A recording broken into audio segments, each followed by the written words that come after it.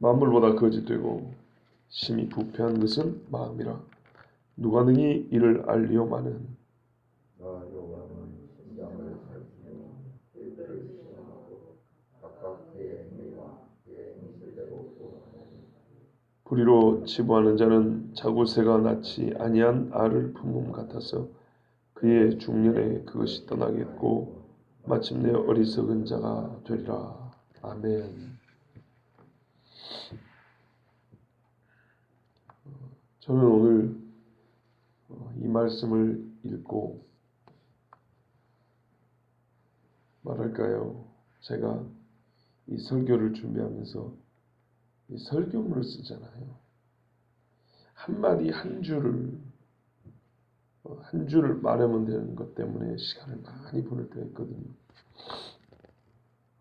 또 막상 글이 쓴다고 해서 똑같이 말하는 것도 아니에요. 어쩔 때 보면 제가 써온 그 말의 내용 또는 그 말의 힘하고 실제로 했을 때는 또 많이 이렇게 차이가 나는 경우가 있어요. 딴소리는 아니지만 그대로 말할 수 없는 경우가 있어요. 근데 오늘은 거꾸로예요. 감히 뭐라고 쓸 수가 없었어요. 제가 코멘트를 달 수가 없다고요. 너무 보세요. 만물보다 거짓되고 심히 부패한 것은 마음이라. 누가 네 일을 알려면. 이 말씀을 놓고 이 부패한 신명을 갖고 여기다가 뭐라고 설명을 붙일 수가 없더라고요. 이 말씀이 지적한 게 바로 요거 말하는 거잖아요. 그렇잖아요. 근데 이거를 가지고 이 말씀을 무슨 뜻이니 이게 풀어 말하면 뭐하니 이렇게 말할 수가 없어요. 예외가 있습니까? 나는 설교하니까 이게 예외고 뭐 옛날에 유명했던 믿음의 사람의 예외고 아니 다 얘기해야 돼요. 만물보다 심히 거짓되고 부패한 것이 사람의 마음입니다. 그래서 설교는 안 할 수는 없는데 감히 이 말씀을 딱 맞닥뜨리는 순간 이 마음을 갖고 내가 여기다 뭘 더 쓴다는 게 얼마나 웃긴 일인가 봐보세요. 그죠? 이 쓰는 이 마음이 부패했다고 지금 말씀해 주는데 사실 할 말이 없습니다. 제일 의로운 소리를 해야 할 책임이 있고 가장 적합한 말을 할 줄 알아야 되는 그 능력이 있어야 되는 거예요. 책임만 있는 게 아니라 능력이 있어야 되는 거잖아요. 요즘에 뭐 나라에 이제 이렇게 대통령이 바로 직무를 시작해가지고 인수위원회가 없잖아요. 그러다 보니까 뭐 예전에 있었던 관료들 또 자리 신임 관료들 뭐 자리 옮기고 막 하냐고 정신이 없잖아요. 어젠가부터 신임 국무총리 인사청문회 하더라고요. 당신 총리로 적합하냐? 자격 있냐? 그 자격 있냐 두 가지 따져봅니다. 문제가 있지 않냐? 또는 잘할 수 있겠느냐? 하나는 도덕적 결점 흠결 있나? 그거 있으면 아무리 잘나도 안 된다는 거고요. 그거 통과하면 두 번째 겁니다. 좀 잘나야 돼요. 왜냐면 총리니까. 예. 뭐 직업에 귀천은 없지만 리어카 끌고 다니면서 사고 팔 거 아니잖아요. 그렇죠? 더구나 앞으로는 총리한테 책임을 더 많이 준다는데 총리할 사람은 깨끗할 뿐만 아니라 능력이 있어야 돼요. 총리 능력. 그렇잖아요. 그러니까 우리가 뭐 사람이 참 능력 있는 사람이야 또는 뭐 그 사람이 잘할 거야 뭐 이런 표현들 이보다 더 멋진 표현들로 쓰긴 하는데 그래서 그렇게 한단 말이에요. 그러면은 적어도 이 자리에 서려면 하나님 앞에 말하는데 부끄러움이 없어야 될 것이며 또한 하나님 말씀을 바르고 옳게 전할 능력도 있어야 되잖아요. 그렇지 않겠습니까?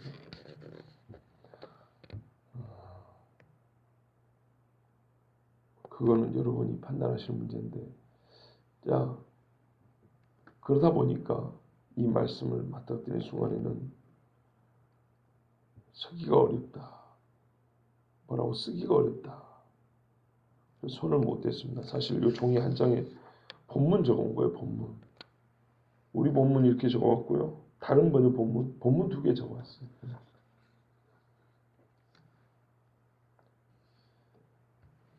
그런데 성경에서 주로 보는 건 뭐냐면요. 도덕적인 흠결을 보는 거예요. 그렇지 않아요? 봐보세요. 다윗에게 하나님이 대단한 걸 요구했던 게 아니에요. 다른 왕들에게도 뭐라는 거는 왜 이렇게 세금 정책을 잘못 썼을까? 이건 뭐라는 거 아니에요. 우상숭배했다고 그런 거잖아요. 유대인들에게 너희가 참 어떻게 다른 나라하고 비교해 봤을 때 참 이 모양이냐 이런 거 얘기한 게 아니에요. 너희가 왜 나를 버리느냐를 물어봤어요. 좀 그런 중에 이 말씀을 하신 겁니다. 그러니까 이토록 하나님의 말씀을 많이 받았고 많이 들었고 기적도 많이 체험했고 선자들도 많이 왔었고 제사도 뭐 한두 번 한 1년이면 그냥 얼마나 그런데 제일 안 고쳐지는 게 다른 게 아니고 부패한 마음이래요. 부패, 도덕적인 흠결. 원래 윤리도다는 그런 의미에서 도덕을 말하는 게 아니고 인간의 기본적인 의로움을 말하는 거예요. 선악. 이게 안 갖춰지는 거예요. 뭐 그 다음에 손이 재주가 좋아가지고 뭐 여러 많은 업적을 남기느냐 이거는 그 다음 문제. 하나님 솔직히 별로 관심 없어요. 봐보세요. 니무롯이요. 당대 그런 사람이 없어요. 도시도 만들고 탑도 쌓고. 근데 하나님이 왜 흩어버렸습니까? 그 마음이 심히 부패했기 때문이거든요. 하나님을 대적하는 마음이었기 때문이거든요. 하나님 보시는 건 이거예요. 진짜로 이걸 보는데 이 말씀 앞에 누구라도 떳떳한 사람 아무도 없고요. 떳떳하다 하면 그 사람은 진짜 나쁜 사람이에요. 너무너무 나쁜 사람. 누가 능히 이를 알려만 한. 그런데 이 중요한 문제를요. 아무도 모른대요. 자기 자신도 모른답니다. 자기 자신에 대한 도덕 판단. 내가 하나님 앞에 마음이 정결하다. 깨끗하다. 부패하지 않았다. 이렇게 말할 수 있는 사람은 없고요. 제가 왜 또 이렇게 말씀드리냐면 그래도 적어도 제가 사기꾼보다 낫지 않겠습니까? 여기서 자꾸 제가 하는 거는 저를 가리키는 게 아니고 우리 각자 한번 생각해 보세요. 우리가 믿는 나, 예수 믿는 나가 그래도 안 믿을 때보다는 마음이 좀 깨끗하지 않겠어요? 적어도 내가 옛날에 사기꾼들하고 같이 어울려 다닐 때 그때보다야 내가 그래도 지금 정직한 사람이 주변에 많은데 아무래면 그때보다 낫지. 그렇다 하더라도 여러분 얼마나 많이 부패하고 못된 생각을 많이 하는가 보세요. 어젯밤에도 예배 마치고 뭐 이제 같이 공부하는 분들하고 참 은혜로운 대화를 나누기도 했어요. 그런데도 꼭 그렇지만은 않아요. 또 저희 집사람하고도 대화를 나눴어요. 별로 좋은 막 기분 좋고 막 은혜스럽고 그런 게 별로 없어요. 그렇다고 뭐 아주 뭐 심각한 그런 일이 벌어진 것도 아닌데 그리고 돌이켜보면 진짜 우리의 마음 참 많이 부패했구나. 참 거짓되구나. 그 미묘한 차이지만 그 미묘한 차이를 설명하는 말로 이만큼 차이 나니까 이만큼만 설명하면 되는 게 아니고요. 이만큼 차이가 이 사이에 선이 하나 있으면 절대적인 차이잖아요. 그렇잖아요. 나라 국경선이 한 걸음 차이잖아요. 선 하나 딱 그어놓고 이쪽 그런 것처럼 거짓되지 않은 마음과 부패하지 않은 마음과 딱 한 걸음 차이 나도 거짓되고 부패한 마음은 완전 다르거든요. 그러나서 성경을 보니까 이쪽이 있는 거 이쪽이에요. 거짓되고 부패한 쪽이에요. 누가 알겠습니까? 말하는 동안에는 몰라요. 다 몰라요.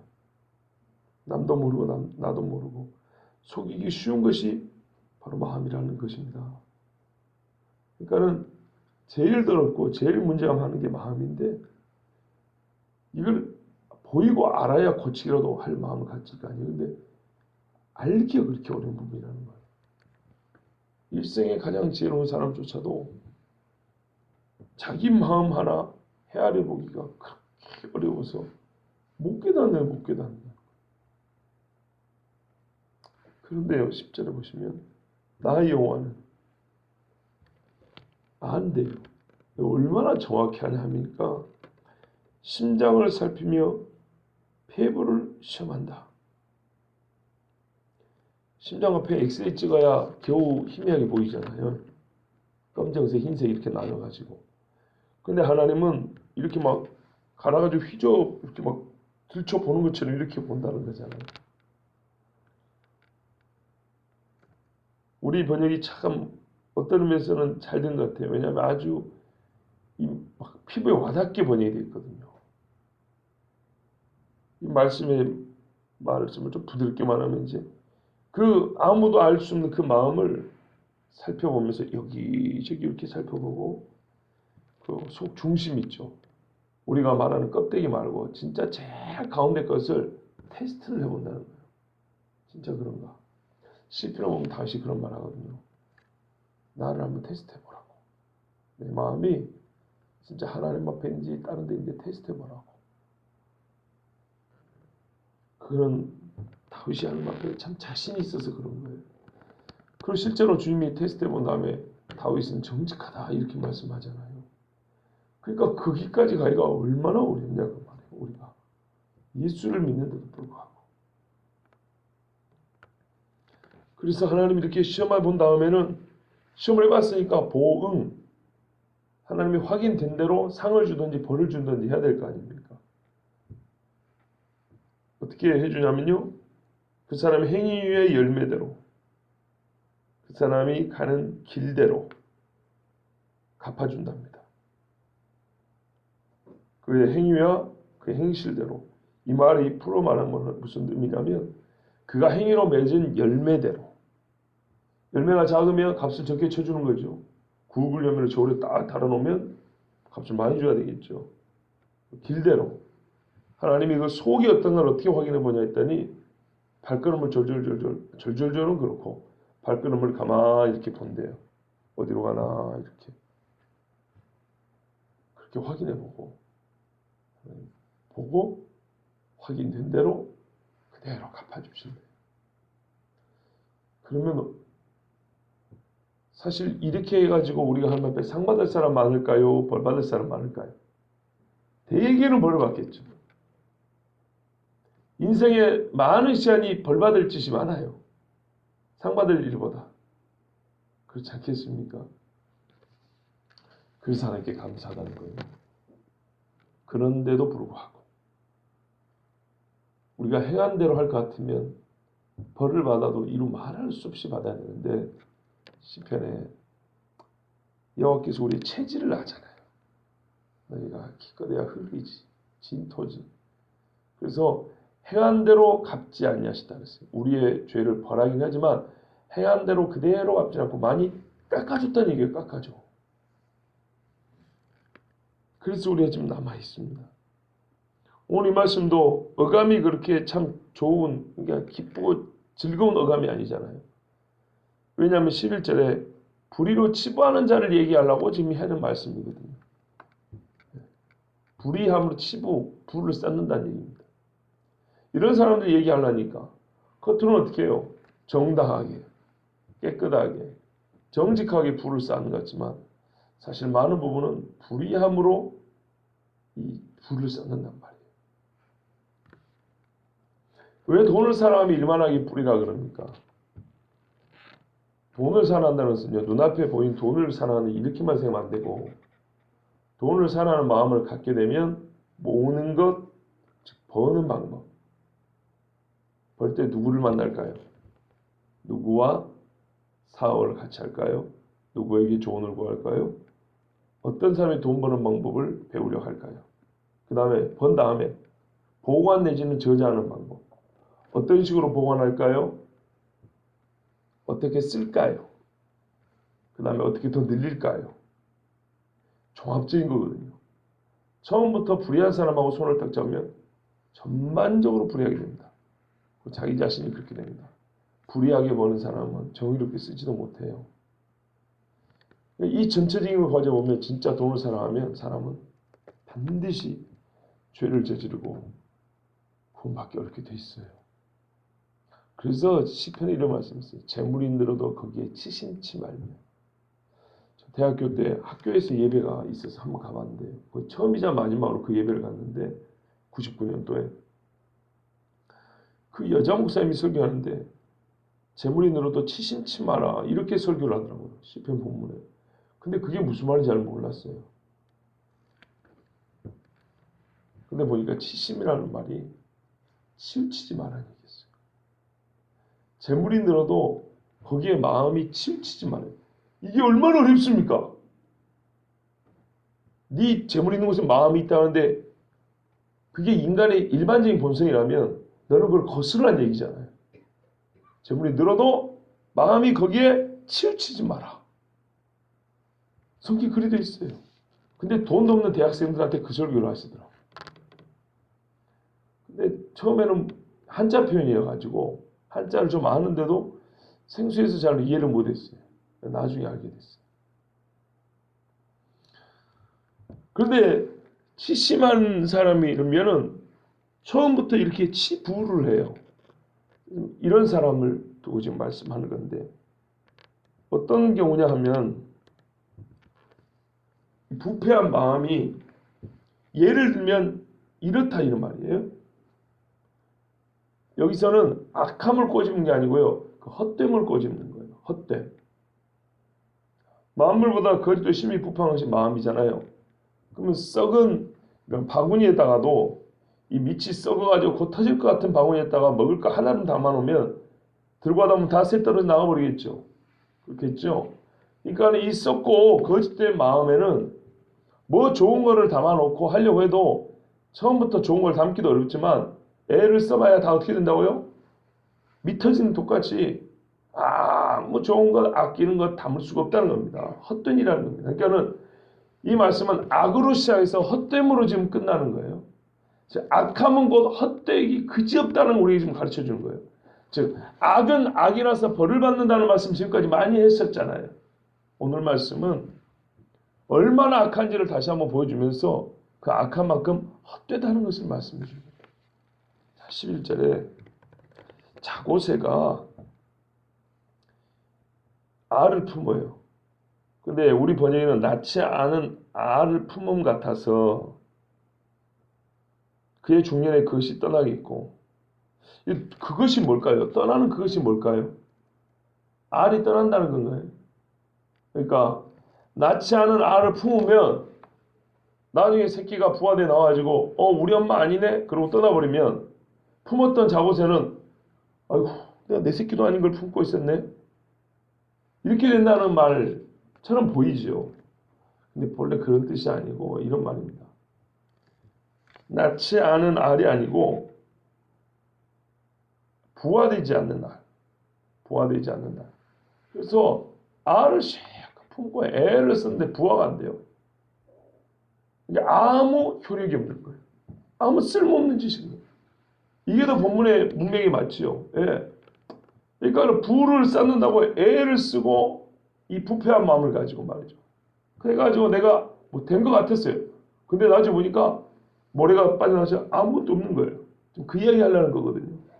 그러니까는 제가 다른 성경을 보니까 이런 번역이 있더라고요. 이게 더 어울리는 것 같아요. 자고새가 알들을 많이 낳는데 그래갖고 이제 계속 품었어요. 계속 품었는데 이게 때가 돼도 부화가 안 되는 거예요. 이게 아무 효력이 없는 거예요. 헛되게 그냥 배만 고프고 앉아 있는 거죠.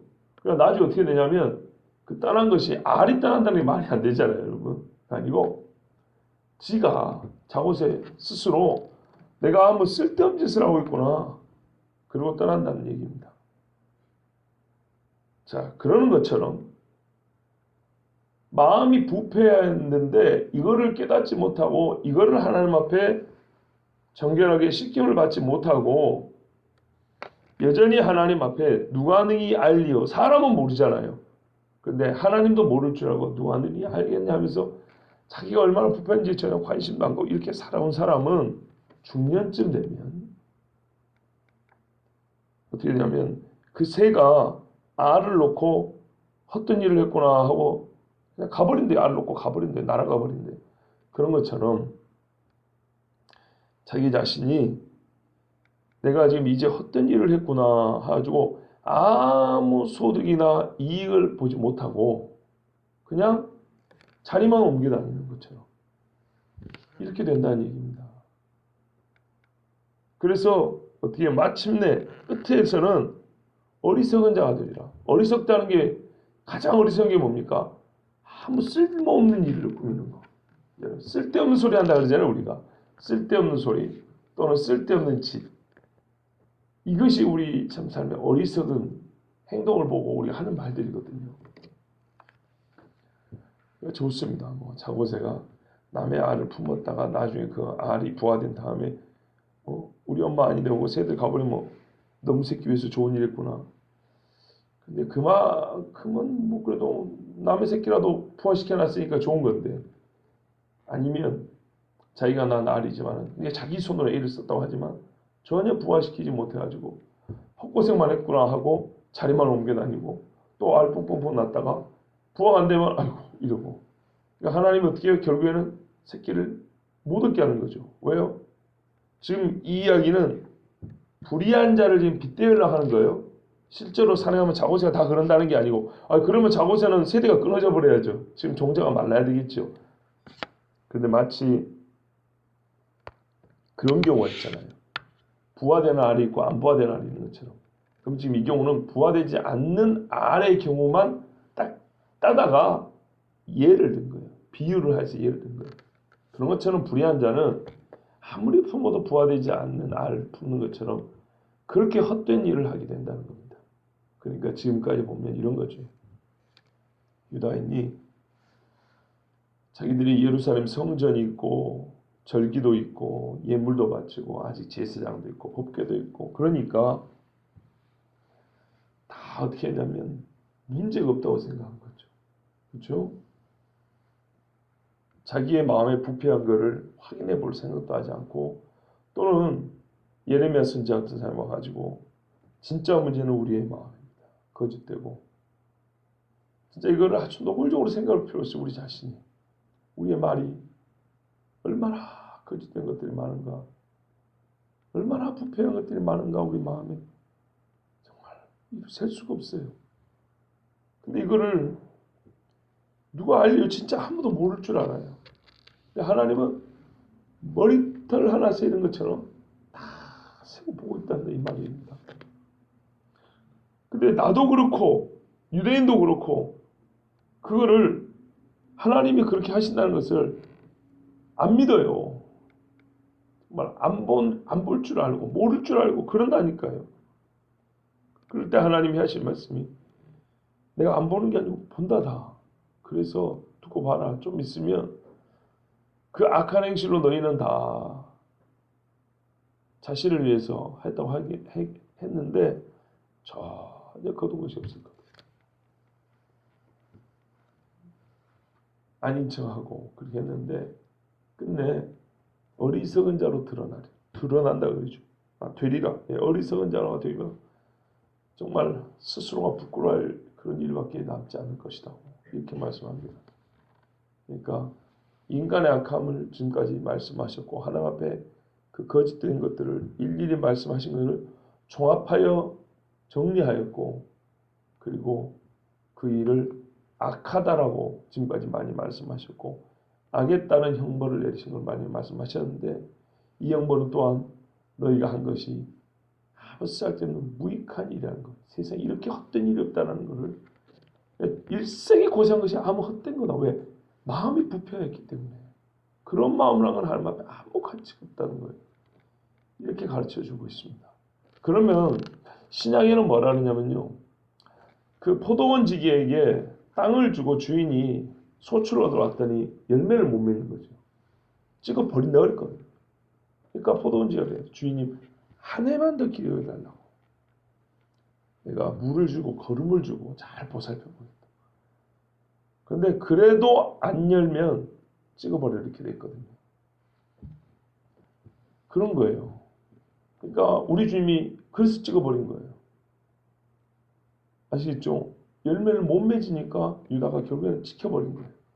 근데 그 포도원 지기처럼 하나님 한 해만 더 기회를 한번 주십시오 하는 게 지금 예레미야 같은 사람이고, 그래서 한 해를 연장받고 한 해를 연장받았는데 역시나 그 부패한 마음이 이게 안 바뀌니까 그렇게 헛되고 망령된 짓을 하는 거예요. 그러니까 결국엔 하나님이 이제 예레미야도 나와, 기도도 하지 말고 다 들었으니까 이제 됐고 나와. 그래서 딱 찍어가지고 버려버리잖아요. 그렇게 된 겁니다. 예수님 때도 그랬고요. 예레미야 때도 그랬고요. 항상 그렇습니다. 그래도 감사하게도 똑같은 일을 두고 이사야는 그렇게 말합니다. 포도나무, 상수나무가 다 찍혀 없을지라도 그루터기는 남겨놨다고. 다시 자랄 수 있는 남겨놨다. 그게 이제 남은 자들 이야기란 말입니다. 참 하나님 은혜가 너무 감사합니다. 그러나 반드시 어떻게 해요? 찍어버린다고 했어요. 우리가 지금 자꾸 이스라엘 민족적 단위에서 얘기를 하지만 이건 각자가 개인으로 자기를 살펴봐야 합니다. 참 하나님 앞에 어제도 잠깐 말씀드렸던데요. 하나님을 눈치만 보고 살아도 하나님 계시지. 하나님 계신데 이러면 안 되지. 이 정도만 생각을 해도요. 사람은 많은 것이 달라질 수 있어요. 너무나 많은 것이 더 아름다워질 수 있고 깨끗하고 정결해질 수 있어요. 만물보다 거짓되고 심히 부패한 것은 마음이라. 저는요. 설교문을 쓰지 않았는데 제목은 붙였어요. 이게 성경의 이유다. 성경에 쓰여진 이유. 이게 신학의 목적이다.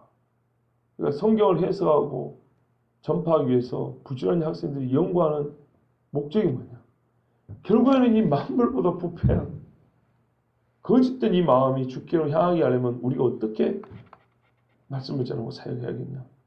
이게 신학의 연구의 목적이고 또 그 전에 성경에 쓰여진 이유. 인간이 죄를 짓지 않고 그 아담과 하와가 거짓되고 부패한 마음이 없었으면 성경이 쓰여지지 않았겠죠. 그러니까 이게 얼마나 큰 문제인가 보시라고. 성경이 쓰여져야만 했던 이유가 여기에 있고요. 지금까지 옛날에 처음 선지자부터 요즘에는 감히 뭐 선지자한테 비할 수는 없지만 그래도 신학교에서 배우는 이 목회 후보생들이 이르기까지 바로 이 문제 때문에 우리가 지금도 하나님의 말씀을 읽어야 하고 배워야 하고 들어야 하고 이게 얼마나 큰 문제인가 한번 생각해보세요. 이만한 문제가 어디 있겠어요 진짜. 오늘 우리가 기도해야 될 거 하나입니다. 하나님 거짓되고 심히 부패한 마음을 가진 죄인입니다. 그렇습니다. 많은 문제가 있는 거 알고 누가 문제고 나도 문제고 이것이 문제고 저것이 문제고 그런데 진짜 시급하고 가장 큰 문제 오래된 문제 거짓되고 부패한 마음 이 한 가지가 오늘 하루 동안 우리에게 거룩한 근심이 되기를 바랍니다. 성경에 그렇게 되어 있습니다. 고린도후서 같은 데 보면 근심을 하지 말라 그러는데 딱 한 가지 회개케 하여 구원에 이르는 근심을 하라 그랬어요. 어쩌면 내가 죄를 버리고 용서받고 구원에 이를까? 이것은 우리의 근심이 되어야 한다. 이 근심이 오늘 하루에 기도가 되어서 하나님 앞에 정말 이 근심이 해결받는 복이 있기를 원합니다. 기도하겠습니다.